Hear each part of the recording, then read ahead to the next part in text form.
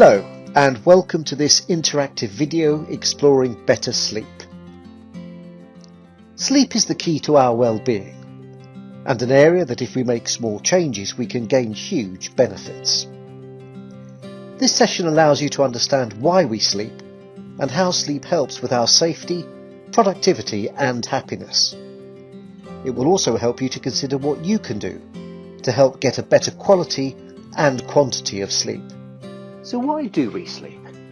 It sounds like a really obvious question, but without sleep we can't function.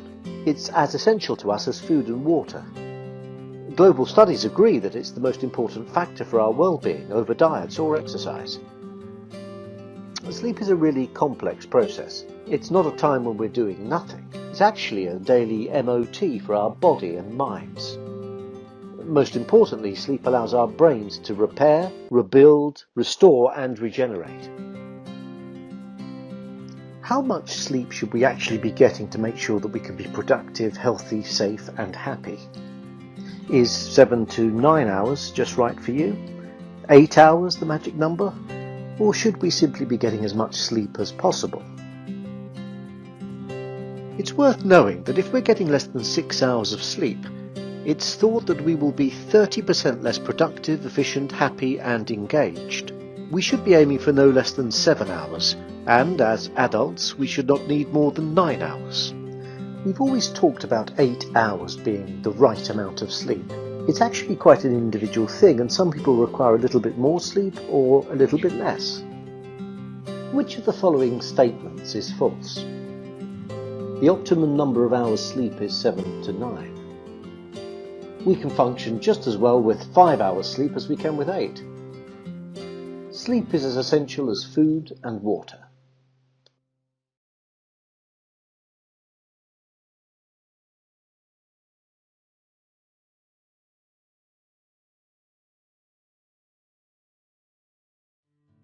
There are many ways that fatigue, exhaustion or sleepiness impacts us. The signs or symptoms of tiredness can be physical, behavioural or emotional. Tiredness can also impact our cognitive functioning, essentially how well our brain is working and how efficient our memory is. How does tiredness impact you?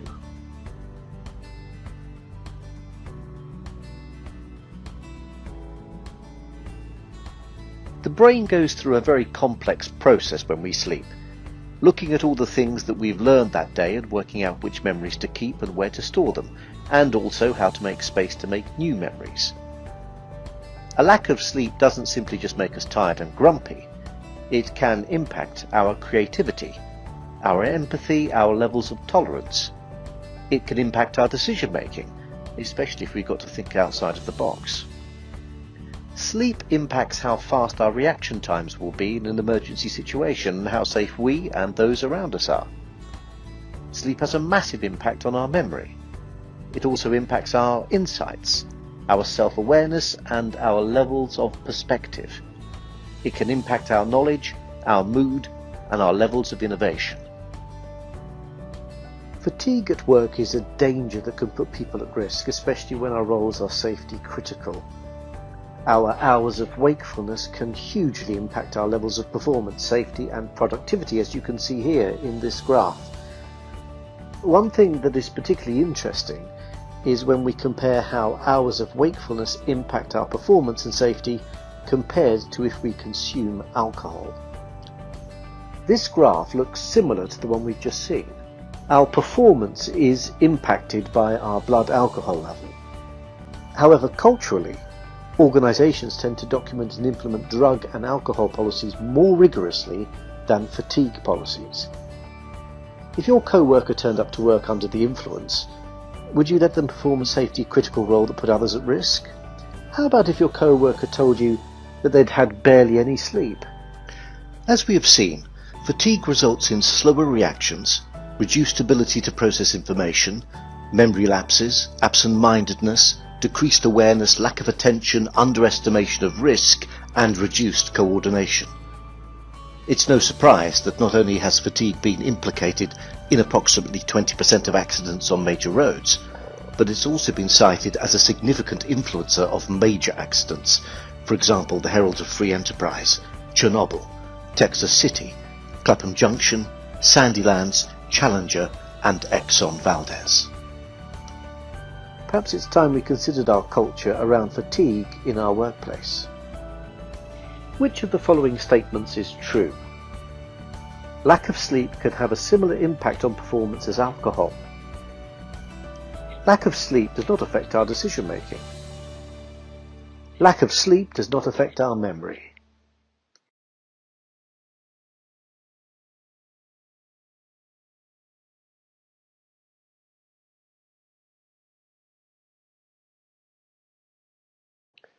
Let's explore what it is that's getting in the way of us getting good sleep. At the start of 2020, Philips undertook a global sleep study which revealed that worry and stress were the things keeping most people awake globally. The study also showed that 74% of people admitted to using their cell phone in bed, with 4 in 10 using their phones right before falling asleep. In 2019, more people were taking action to get better sleep than in 2020. We know that looking at a bright screen in bed can negatively impact how quickly we get to sleep. We will look at why this is in a moment. Is this a habit that you are in? Try getting out of the habit of looking at your phone in bed. Get an old-fashioned alarm clock, place your phone outside the room, or consider a blue light filter in your smartphone settings. Ideally, swap TV for a relaxing podcast in a dimly lit room, or meditation music. Don't forget to put a sleep timer on. Working and resting or sleeping should ideally happen in different places. Keep work out of the bedroom and in a dedicated workspace if possible. Try not to look at work emails too late at night. Consider choosing to rest and recover instead and start again tomorrow. Consider a real book with a dim lamp rather than an e-reader. Put tablets away at least an hour or two before you try to sleep. Let's now have a look at what influences sleep and what we can do to get better sleep. There are 2 main factors that influence sleep. The first is light and dark. Light plays a huge part in our sleep-wake cycle. When it's light, we're telling our brains that it's time to be awake, and as it gets darker, that it's time for us to go to sleep. This is because light filters in through our eyes to our suprachiasmatic nucleus, the parts of our brain that decides when to release or suppress melatonin, melatonin being the other factor that influences sleep. Melatonin is a natural hormone which acts as a precursor to sleep. When it's released, things get a little bit harder to do, and we start to feel a bit sleepier. Melatonin is released as it gets darker and suppressed as it gets lighter. So in the morning, if you find it really hard to get out of bed, one of the best things you can do is start to expose yourself to some natural light. Even if you want to get back into your bed and snooze, sunlight going through your closed eyelids will help to suppress the melatonin. Another thing that may play a role in how we sleep is our predisposition to being a lark, waking earlier and feeling tired earlier at night, or an owl, wanting to wake later and stay awake later. Which are you? Owls tend to stay up late and find it harder to get out of bed in the morning. Owls benefit from sunlight as soon after waking as possible. The 9 to 5 or 8 to 6 culture may favour larks, as owls find it harder to wake earlier. Larks find it much easier to wake early, but may like to be tucked up in bed at a more reasonable hour than owls. Some larks find that they get sleepy in the afternoons. If this is you, try and get out in some natural light, or even switch the lights on inside. Maybe you find you're neither lark nor owl, but tired pigeon. If this is the case, you need a better understanding of getting better sleep. Luckily, that's coming up now. Another important factor of sleep is circadian rhythm, a natural inbuilt 24-hour body clock that influences our sleep-wake cycle. It also influences when we release certain hormones like cortisol, which helps keep us alert and impacts our blood pressure and heart rate. By 9 or 10 o'clock in the morning, we get a burst of cortisol and testosterone, giving us a bit more get up and go. By 2 o'clock in the afternoon, we may have a post-lunch dip, followed by a period of greater concentration and dexterity around 3:30 in the afternoon, a good time for safety-critical roles. We should hit the gym at 5 o'clock when our cardiovascular and muscle systems are at their most efficient. Once we get around to night time, we start that release of melatonin and get ready for our 8 hours of sleep. Which one of the following statements is false? Melatonin affects our sleep. Our circadian rhythm influences our sleep-wake cycle. Light and dark don't affect our sleep.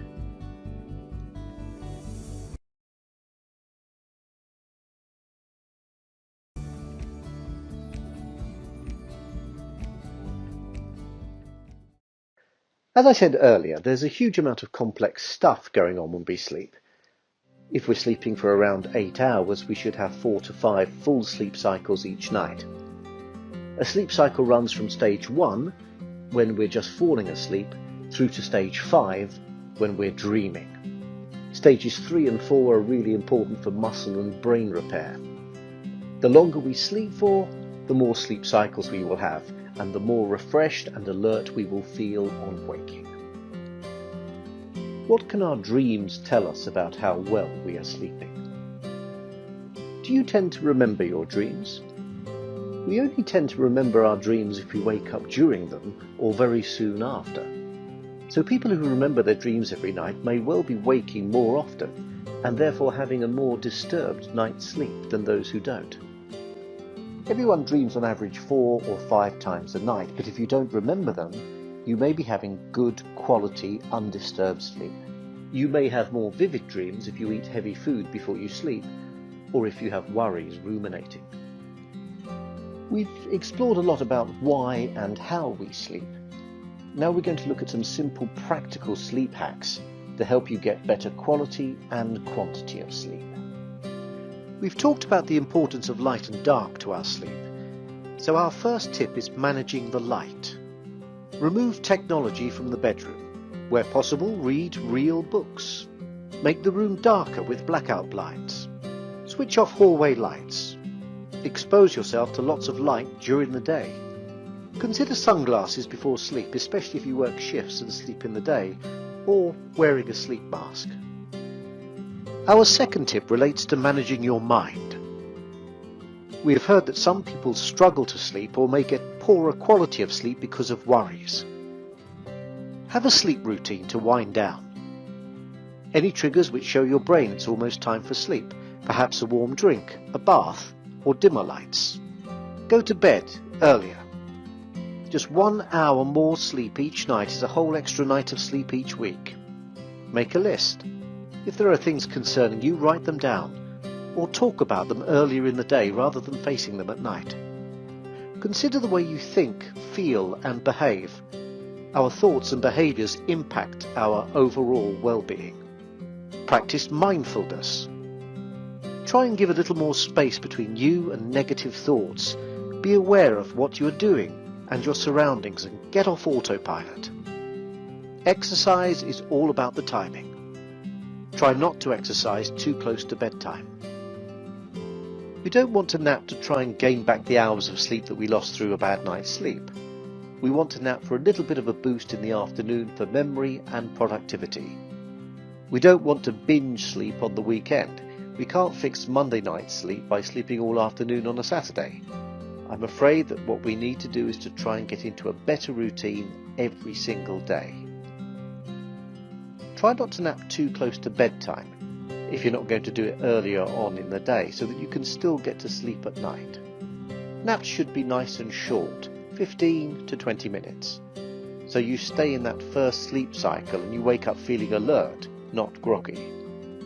You can consider caffeine to manage naps by having a caffeinated drink just before a short nap, so that when you wake up you have the benefit of caffeine as well. And finally, we need to manage our environment. We want to have a place to go and rest that is free from clutter and doesn't remind us of everything else that's gone on during the day. If you can invest in a comfy mattress, then do it. If you're going to spend a third of your life in bed, you may as well make it as comfortable as possible. Get yourself some nice sheets and make it a nice place to be. The temperature in your room should be cool rather than too hot. Think about noise. especially if you listen to audiobooks at night. Put a sleep timer on them so that they're not on all night. Avoid eating and working in the same room you sleep in. I know it's really hard if you have to work at home and you need to work in your bedroom, but if so, maybe try to turn your desk away from your bed. You need to give your brain triggers all day long. This is me awake, and this is me where I'm going to sleep. So really, we want to try and have a dedicated place for working, somewhere else for sleeping, and somewhere else for eating. It might not be getting to sleep, but more waking up in the night that's causing you problems. If so, we've got a few handy tips. Think about what it is that's disturbing your sleep, and if there's anything you can do to remove the disruption. Is there a particular pattern about when you're waking up? You might find there's a particular noise or the heating is coming on. Unfortunately, the older we get, the worse our sleep quality gets and the more we wake. If you need the loo in the night, think about having low-level lighting. Try not to check your phone if you wake up in the night. What we end up tending to do is looking at the news or looking at emails, and suddenly we're awake for a lot longer. If you're finding that you're awake for 10 to 15 minutes and you really can't get back to sleep, consider getting out of bed and changing your environment. What you want to do is to break the habit. Sometimes it's almost worth accepting that you might not have the perfect night's sleep. So getting to sleep doesn't become the obstacle to sleep itself. You could consider biofeedback, which is just an ability to take a bit more control of the natural, more involuntary movements, such as things like our heart rate and breathing. And think about breathing as well, slowing everything down. You may find alcohol helps you get to sleep quickly because it has sedative properties. But if you drink before bedtime, you will often experience disruptions later in your sleep cycle, leading to poor quality sleep. This can also lead to excessive daytime sleepiness and the dreaded hangover. Furthermore, drinking to fall asleep can build tolerance, forcing you to consume more alcohol each successive night in order to experience the sedative effects. Which one of the following statements is false? I can get a better sleep if I manage my environment. Napping is a useful way to boost memory and productivity. Having too much on my mind will not affect my ability to sleep.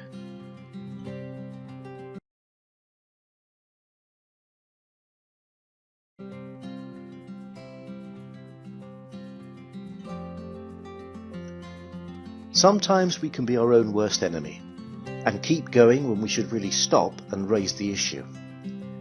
We may worry about losing our job or looking bad to others, or we just think we're Superman. At those times, however, you should talk to your manager. Your manager may be able to support you with reasonable adjustments, a change in shift pattern or the types of work you're engaged in. The legal duty is on your employer to manage risk from fatigue, irrespective of your willingness to work extra hours or preference for certain shift patterns. We've seen in this session that sleep is the key factor for our well-being. Without it, not only do we cause problems for ourselves as individuals, but for those around us too, including endangering them. If you do suffer from poor sleep, make a plan to address the ideas in this video today and talk to your manager.